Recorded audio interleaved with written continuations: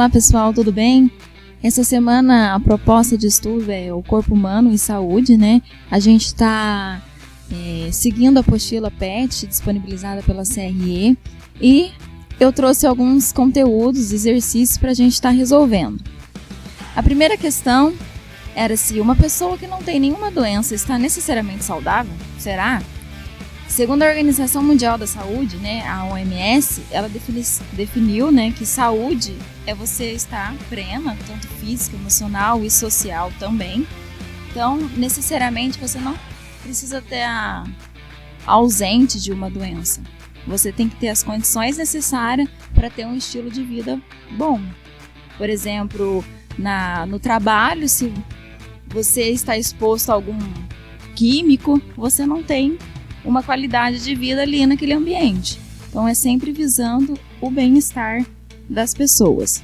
E a segunda questão, né? Cite e explique pelo menos uma atitude que pode ajudar a prevenir cada um dos tipos de doença a seguir: infecciosa, ocupacional, degenerativa, carencial e sexualmente transmissível. Então as infecciosas, né, ou transmissível, eu coloquei ali como exemplo a tuberculose, a gripe e o Covid-19. Como que a gente pode estar prevenindo contra essas doenças? Primeiro, tomar medidas, né, de higiene. Como a gente está vendo aí nas redes, a gente tem que sempre lavar as mãos, utilizar álcool, manter uma distância adequada das pessoas, porque essas doenças infecciosas que eu dei como exemplo é causada por um vírus. Então, quando a pessoa ela espirra, ela vai, nas gotículas de espirro dela vai estar o vírus. Então, se você tiver o contato direto com essas pessoas, você vai poder estar sendo contaminado. A ocupacional, que a gente deu como exemplo a lombalgia, é uma lesão por esforço repetitivo. Então, como que você pode prevenir isso? Não fazendo atividades repetitivas. Então, vamos supor que você trabalha numa fábrica e o tempo inteiro você fica martelando alguma coisa, né? Movimentando a todo momento o seu braço. Você pode estar lesionando aquela região. Depois a gente tem as doenças degenerativas, que é o câncer. Então, é meio complicado às vezes para você prevenir, porque muitas vezes é uma doença genética, né? Algumas, por exemplo, o câncer de próstata, o câncer de mama, mas alguns cânceres, como o câncer do pulmão, garganta, que vem desencadeado por hábitos como fumar. Então, a gente tem que se prevenir, cuidar, não fumando, né? O carencial, que é o escorbuço, é quando a gente tem a necessidade de vitamina, por exemplo, a vitamina C. Então, o que vocês têm que fazer? Tá se alimentando adequadamente, né? Criar um estilo de vida saudável. E sempre colocando na sua alimentação laranja, acerola, todos os alimentos que são ricos de determinadas vitaminas. As doenças sexualmente transmissíveis, a gente sabe, né? Transmissíveis. Eu dei o exemplo da gonorreia e da AIDS. A gonorreia ela é causada por uma bactéria e a AIDS é causada por um vírus. Então, como que eu posso estar prevenindo essas doenças, gente? Usando alguns métodos contraceptivos. E o que é mais eficaz, né, numa questão de doença, é a camisinha. Então lá, gente, vamos para a questão número 3. Um casal tem dúvidas, né, sobre qual método contraceptivo deve usar. Eles utilizam a tabelinha e o coito interrompido e achavam que, por usar esses dois métodos, estavam protegidos. Explique para o casal por que os métodos escolhidos não são os mais seguros e dê duas opções, né, de combinações de métodos contraceptivos mais eficazes, explicando sobre a eficácia de cada um deles. Então aqui, gente, trouxe um problema, né? O casal ele usa a tabelinha e o coito interrompido. A tabelinha eu coloquei como exemplo para vocês embaixo. O que acontece com a tabelinha? A mulher ela vai seguir o ciclo menstrual dela. O ciclo menstrual dela começa no primeiro dia, que ali está identificando com o número 1, que é o primeiro dia da menstruação, que vai ter a descamação da camada do endométrio. E ela vai ter essa menstruação por volta de 5 dias ou 7 dias, mas a partir do primeiro dia, ela vai contar 14 dias para frente. No 14º dia, a gente fala que ela está nos dias férteis, né? O dia fértil que ela está ovulando. Então, o que acontece? Por que esse método não é eficaz? Porque o que a gente está falando é da questão de doenças. Se a gente for visar isso, eu estou só tentando prevenir a gravidez, né? Eu estou analisando meu ciclo para o dia que eu não estou fértil. Então, não tem nada relacionado com doença. O coito interrompido, o que acontece? Está lá no vamos ver, uma hora a pessoa vai retirar para que não tenha o contato com o espermatozoide. Vai estar prevenindo alguma doença? Não. É porque os dois métodos, a pessoa vai ter o contato direto com a outra pessoa.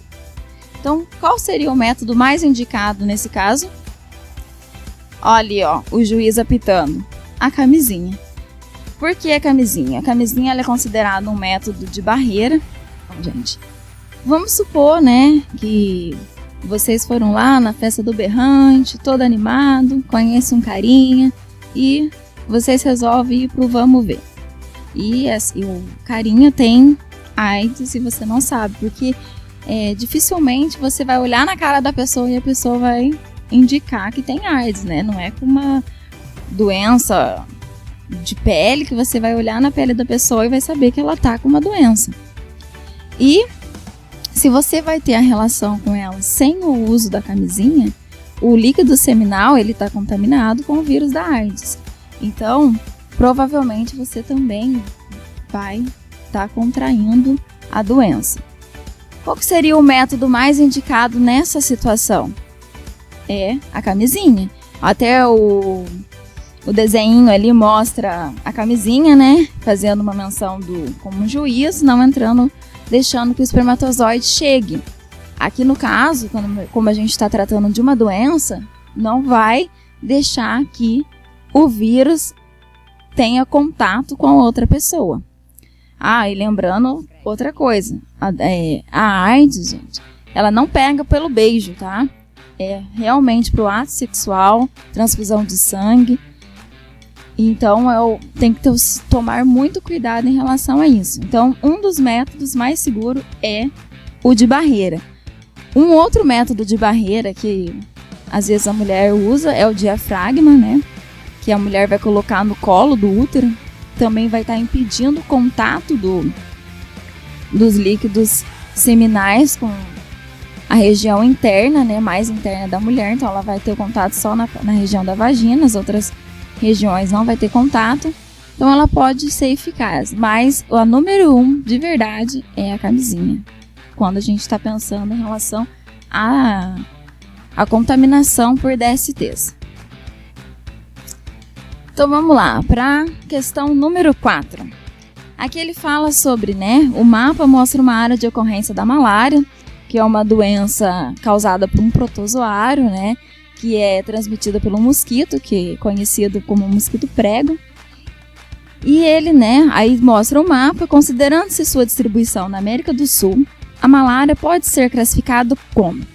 Então vamos analisando as questões. Endemia, pois se concentra em uma área restrita do continente. Será? Qual que é o conceito de endemia? Ela vai estar localizada numa região específica e sempre vai ter ocorrência sempre naquela área.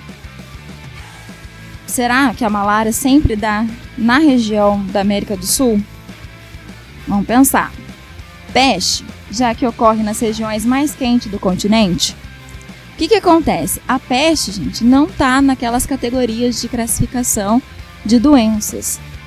A gente tem um exemplo de peste, que foi a peste negra. Então, ela vem mais como nome de doença. Então, a gente já pode desconsiderar ela de cara, porque não está naquela classificação de doenças. Epidemia, já que ocorre na maior parte do continente. Não, porque quando vai ocorrer na maior parte do continente, a gente considera como pandemia e não epidemia, né? Lembrando que a epidemia ela vai surgir em alguns pontos específicos. Surto, pois apresenta uma ocorrência em áreas pequenas. Sim, né? Mas aqui no caso da malária, essa alternativa está correta, mas a gente está visando a questão da ocorrência da malária. Então aí a gente já pode desconsiderar a questão do surto também. Porque se vocês forem analisar o mapa, tanto ali na América do Sul, como uma grande parte da África também, tem contaminação, né? Tem ocorrência da malária. E a letra E, pandemia, pois ocorre em todo o continente. Não está ocorrendo em todo o continente. Está bem restrito à área da América do Sul. Então, se a gente desconsiderando a questão E, a D, a C e a B, o que mais se enquadra é a endemia, pois se concentra em uma área restrita desse continente. Então, quando eu penso em endemia, gente, é porque ela está sempre tendo ocorrência naquela região. Então, a América do Sul é a área que tem mais ocorrência pela malária. E a questão de ser um continente mais quente também está influenciando. Tá joia? Então, pessoal, para vocês entenderem um pouquinho melhor sobre as categorias, né, de classificação das doenças, eu trouxe aqui um mapa, né, mundi, e vou dar um exemplo do Covid-19 que é o que está aí na atualidade, né, atormentando todo mundo. E o que aconteceu? Surgiu um surto, né, do vírus, do coronavírus, na China. Algumas pessoas numa região restrita estavam sendo contaminadas. E logo ali, de dentro do país da China, ele se estendeu para o continente da Ásia, atingindo outros países também. E, né, o que a gente pode chamar isso de epidemia. Então, aconteceu um surto na China, logo se estendeu para o continente, né, tendo uma epidemia, e logo ele foi se estendendo para a Europa, para a América, que é o que hoje é considerado uma pandemia. Se no caso voltasse a ter, vamos imaginar o ano que vem, tiver alguns índices ou alguns casos de Covid-19 novamente na China, a gente pode considerar que a doença é endêmica, né? Então ela vai estar sempre ocorrendo naquela região. Aqui é só para exemplificar mesmo como que foi essa evolução. Então ela saiu da China, né? Como foi o surto, se estendendo ali para a Itália, depois atingindo a França, a Espanha, os Estados Unidos e o nosso querido Brasil, infelizmente, né? Então, todo cuidado é pouco. O que eu peço para vocês é que mantenham, né, as orientações que estão sendo prescritas em todos os lugares. Não precisa nem eu ficar falando aqui. É muito sério, porque o vírus ele está em mutação. Como a gente falou um pouquinho sobre a AIDS, o vírus da AIDS mesmo ele está sempre se modificando. Por isso que é muito difícil arrumar uma medicação específica para estar combatendo ele. Então, anos e anos de pesquisa. Então, a gente tem que estar firme, pacientes e esperançosos para que realmente eles encontrem uma forma específica, né, de como que esse vírus age para estar desenvolvendo uma vacina. Então, até mais e até a próxima aula.